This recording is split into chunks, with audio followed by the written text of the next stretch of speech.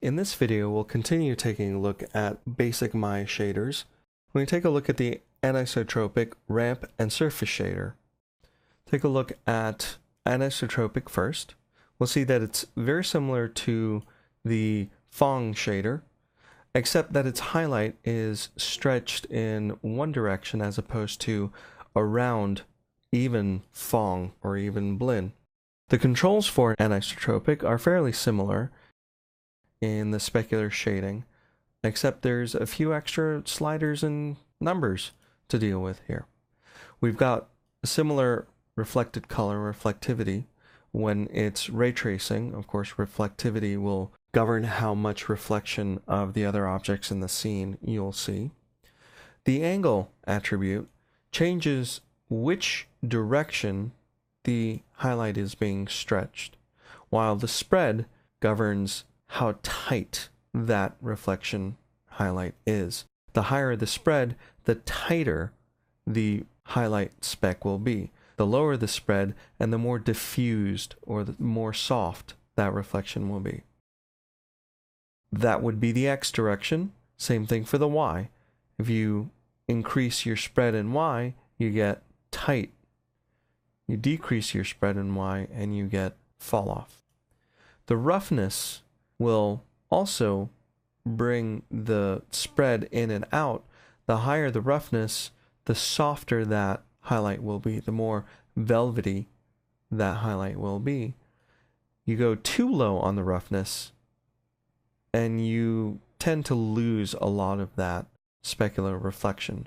Just the right amount and you could have a nice, sharp, and therefore glossy or shiny surface.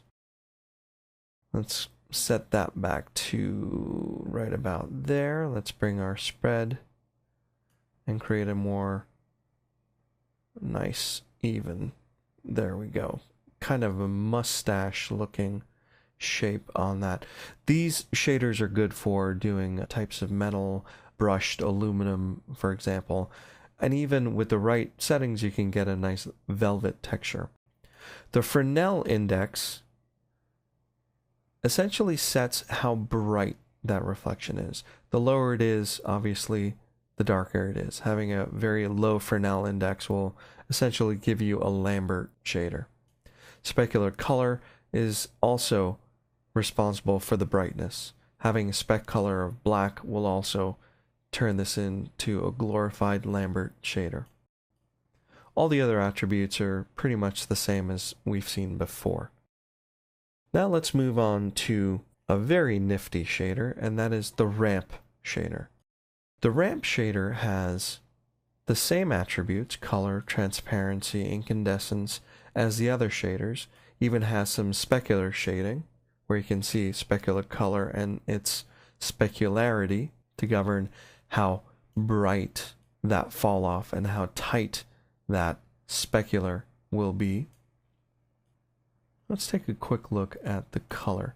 What sets the ramp shader apart from the other Blinn and Phong and Lambert shaders is that the color can be a ramp. If you click on this button, you get a larger ramp where you can change a gradient pattern. Selecting the handle up top lets you move that. The color is selectable. Let's pick a red for here. That creates red over there. To create a new handle for the ramp, simply click anywhere in the ramp. Select the handle and you can have access to the color. Let's go to a green. And on this one, let's go to a blue. Now we have a nice red, green, blue ramp. Let's say we don't want the green anymore. You simply click the delete box for that handle. Let's say we want another one. Let's put a handle right there. And let's make that one kind of a nauseating yellow. There we go. We've got a nice ramp here. We can close that. And there's the ramp for the color. The same ramp can go for the transparency. Let's go ahead and create a simple cylinder that we'll take a look at. I'm going to press 5 for shaded view. I'm going to press F to focus my view on the selected object. Make that a little bit taller. And let's assign the ramp shader to that object. Right-click for the marking menu and assign material to selection. Press 6 to see a shaded view, and you can see the colors on it. Well, it's only displaying yellow. Let's do a quick render, and we'll see that object. Unfortunately, the preview is not so great. However, we can change to a high quality rendering, and there we can start to see some of the gradient coming through. Let's go back to our shader and its attributes. And we'll see transparency, incandescence. All of these will have a ramp that you can add to them, except for bump mapping, ambient color, and some of the diffuse parameters are not rampable. Specular color is, so you can set a nice spec on it, and also your specular roll-off has a lot of control with this kind of ramp. Let's kill our color and reset that to a simple gray, so we can see the specular a little bit nicer. We'll take all the saturation out and give it about a 50% gray. And we'll go back down to the specular roll-off. Expand that ramp, and you can see you've got a lot of control over how that ramp governs the specular roll-off. You can create a nice little effect by creating a dip. And adjusting that ramp as you see fit to get exactly the kind of highlight that you're looking for.